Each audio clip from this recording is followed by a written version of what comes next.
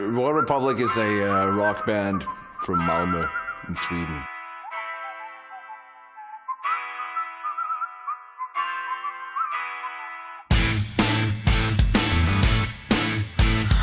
I was asked by a friend of mine to help him out with a Danko Jones cover project thing that he was doing for his like final exam. So I did it, and the other guys all happened to be there that night, and we caught up at the bar. We didn't even know each other. I mean, we all studied at the school. We just sat down and we talked, and I said, I have some cool songs, whatever I want to try with the band.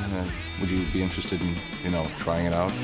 Everybody wants to be an astronaut and take the long tall trail into the stars. Everybody wants to show a brother what they got. Everybody wants to be an astronaut. And I went there, and he was like, from the very get-go, he was like, so you need to quit your job, Hannes. This is for real, this is serious. And I was like, fuck you, man, I'm just doing this for fun. Sounds like, maybe like Psycho First Date kind of vibe. I was a pretty normal guy. I went to percussion school, music university, trying to learn how to play symphony orchestra percussion. And I went home every day, and I slept in my own bed every day, and now I'm just never in my own bed anymore. I saw it right away that this band is going to go far. And since I knew some of them, I was like, hey guys, just let me know if you need a new bass player. Just give me a call. 2 or 3 years ago, I got the phone call. We had so many idiots applying for this, and I don't really get how you can actually go somewhere and, think that you're going to get away with stuff. Anyway, Jonas came in, and it was just there from the first rehearsal. It was just bad. In between was these like completely uncomfortable silences because we were completely different and we had nothing to say to each other. It was just like da da da da da da da da da da. All right. Okay.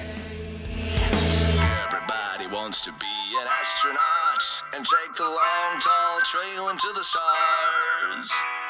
Everybody wants to show a brother what they got. Everybody wants to be!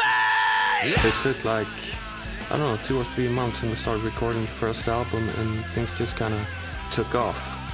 Eventually everybody hooked on, and we decided that this is what we're going to do from now on. So that's how we started, and then we just took it piece by piece. We met the right people at the right time. It was like we did everything we could from our side. We rehearsed our asses off. We rehearsed about 4 times a week, even though we didn't have a show. And so when we did our first show, it was already like, it was there. And the rest is history.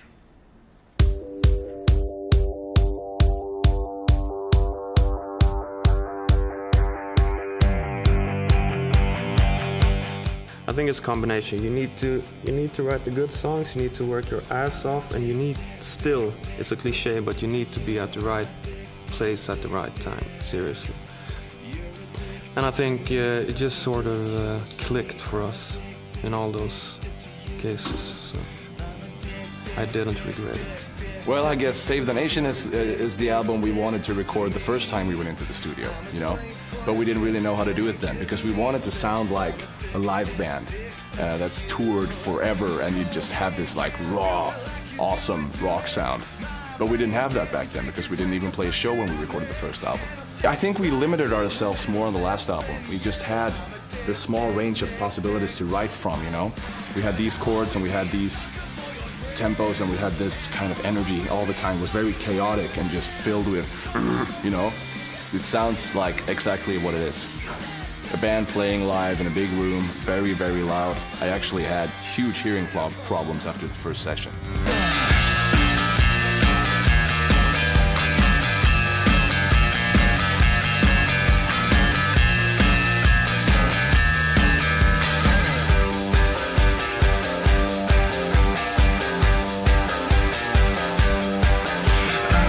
There were a lot of arguments in this band because everybody's very creative and nobody's really interested in sitting in the back seat in this band. Usually it's I want to go left, Pal wants to go right, Hannes is like I don't really care, and Jonas says I agree with whatever you guys are saying. So there are a few moments every now and then when you can feel the fists even though nobody's actually punching. yeah, we're the one who's gonna do the touring and play the songs and do the shows. And if you don't feel comfortable playing a certain song or whatever, then you shouldn't record it or whatever. Cause I'll always be a sucker for your trance, and I will always be a sucker for your mess. So wanna play, you and me. Wanna play, you and me. Wanna play. She said, baby, save me. You can be a heroine. There is a lot of arguments, but there's also a lot of love and affection. In a non-physical way, most of the time. I've got to get this on my chest. Don't wanna be like all the rest. Is it true what they say, what they do? I'm gonna put it to the test. You know they love it when you break, and they will live for your mistake. We're just going around trying to entertain people and trying to make. I think we set a motto for the first record where we said, okay, let's just make people forget about their problems and just be somewhere else. We're not aiming to touch people like, you know, in a deep way or make them cry or whatever. We just want to make them feel happy and yeah, get some relief. I've got to get this on my chest. Don't wanna be like all the rest.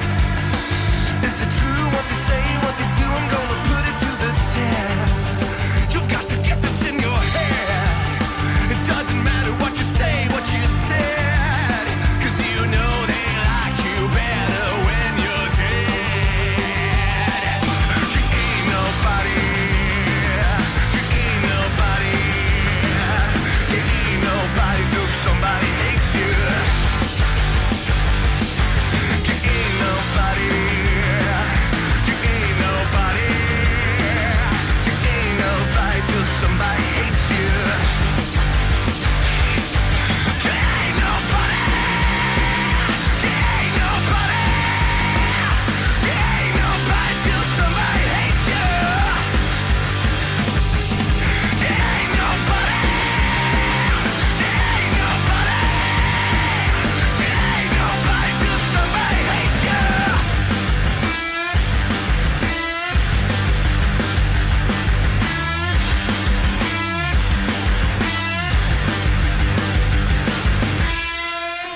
I mean, what was I gonna do? I'm not gonna work for a living. That's just stupid. I'd rather be in a band.